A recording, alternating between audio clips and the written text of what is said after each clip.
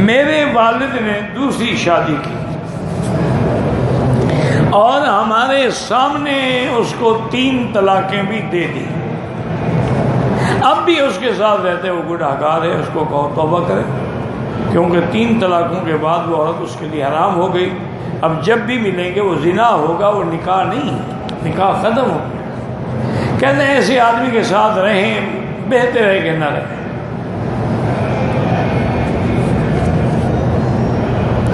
حلالی کا معنی یہ ہوتا ہے کہ اگر کسی عورت کو 3 طلاقیں ہو جائیں اور 3 طلاقوں کے باوجود بھی حالات ایسے ہیں، بچے ہیں یا یہ ہے کچھ ہے، وہ پہلے خاوند کے پاس آنا چاہتی ہے، تو اس کے لیے قرآن کا حکم ہے کہ فَلَا تَحِلُّ لَهُ مِن بَعْدُ حَتَّىٰ تَنكِحَ زَوْجًا غَيْرَهُ، وہ کسی اور بندے سے نکاح کرے اور وہ بندہ پھر اپنی مرضی سے اس کو طلاق دے، پھر عدت گزار کے پھر پہلے خاوند سے نکاح کر سکتی ہے، اس کو کہتے ہیں حلالہ۔ باقی یہ جو لوگ کرتے ہیں کہ چلو کسی کو کہہ دیا کہ ایک دن کے لیے یار نکاح کر لو، ایک رات بیوی بیوی رکھ لو، صبح کو طلاق، یہ حرام ہے۔ لعن اللہ المحلل والمحلل لہ، اللہ نے حلالہ کرنے والوں پر بھی اور کرانے والوں پر بھی لعنت بھیجی۔ سنت مؤکدہ اگر نماز کھڑی ہو جائے، مثلا ظہر سے پہلے 4 رکعت سنت مؤکدہ ہے، ہم آئے نماز کھڑی تھی، نماز میں مل گئے، تو یہ 4 رکعت قضا کرنی پڑیں گی، سنت مؤکدہ کی قضا ہوتی۔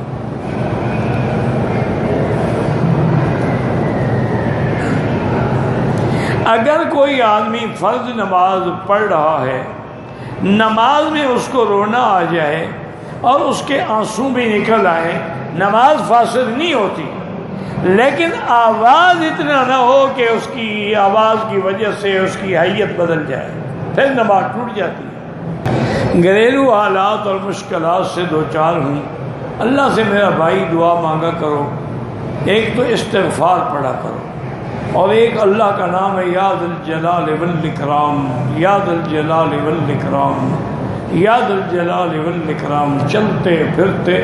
یہ حضرت ابی الدرداء حضور کے صحابی ہیں رضی اللہ عنہ، ان کا وظیفہ ہے، وہ ہمیشہ فرماتے تھے الذو بیا ذا الجلال، اللہ ذا الجلال اکرام کے نام کے ساتھ پناہ پکڑو۔ اس لیے یہ زیادہ سے زیادہ چلتے پھرتے، وضو ہو نہ ہو، پڑھتے رہیں، اللہ پاک رحم کریں گے۔ ذکر جہری مفید ہوتا ہے یا ذکر خفی، یہ آدمی کے احوال پہ ہے۔ بزرگ دیکھتے ہیں کہ اس کی بیماری کا تقاضا کیا ہے، اس کو ذکر جہری سے فائدہ ہوگا یا ذکر خفی سے، پھر وہ تجویز کرتے، تم جو بھی ہو ذکر کرتے رہو۔ کہتے کہ یہ آدمی پردیس میں ہے، وہ تو سالگرہ وغیرہ منانا پسند نہیں کرتا، لیکن اس کے بیوی بچے جو ہیں وہ میکے میں جا کے سالگرہ مناتے ہیں، تو وہ گناہ گار ہیں، اور ان کو بھی تم روک دو، لیکن نہیں رکیں گے، تمہارا فرض ہے روکنا، اس کے بعد گناہ ان پہ ہوگا۔ جتنی سالگرہ میں پیسے خرچ کرتے ہو اتنے پیسے خیرات کر دو، اتنے پیسے قرآن لے کے کتابیں لے کے مدرسے میں دے دو، جب تک پڑھی جائیں گی تمہاری اولاد کے لیے دعا ہوگی۔ یہ کیا سالگرہ، یہ تو انگریزوں کی رسم ہے۔ عالم اگر درس دے رہا ہو تو اس کو ہم دیکھ سکتے ہیں، ورنہ یہ کہاں ہے کہ عالم درس دے رہے تم اندھے ہو جاؤ۔ عقیق پتھر کا انگوٹھی پہنے، جو مرضی ہے پہنو، عقیق پہنو، زمرد پہنو، فائدہ شرع کوئی نہیں ہوتا۔ یہ سوچو کہ نفع ہوتا ہے، یہ نفع نہیں ہوتا۔ اگر نفع ہوتا تو پھر حجر اسود میں نہ ہوتا۔ حجر اسود سے قیمتی پتھر کوئی ہے جو جنت سے آیا ہے؟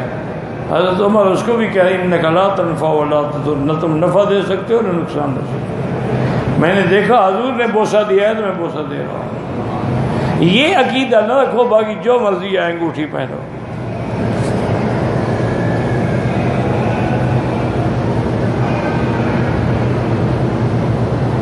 کہتے ہیں کہ میرے والدین فوت ہو گئے ہیں، میں حرم میں رہتا ہوں، ان کے لیے یہ دعا کرتا ہے تو رب ارحمہما کما ربیانی صغیرا، بڑی اچھی بات ہے، لیکن ان کے لیے طواف کرو، ان کے لیے عمرہ کرو، ان کے لیے حج کرو، ان کے لیے صدقہ و خیرات کرو۔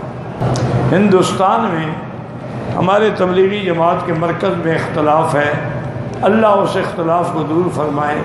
اللہم الف بین قلوبہم واصلح ذات بینہم وَاہْدِهِمْ سُبُلَ السَّلَامِ۔ یہ میرا بھائی اللہ کا نظام ہے، جہاں دین کی قوتیں ہیں وہاں شیطانی قوتیں بھی تو کام کر رہی ہیں۔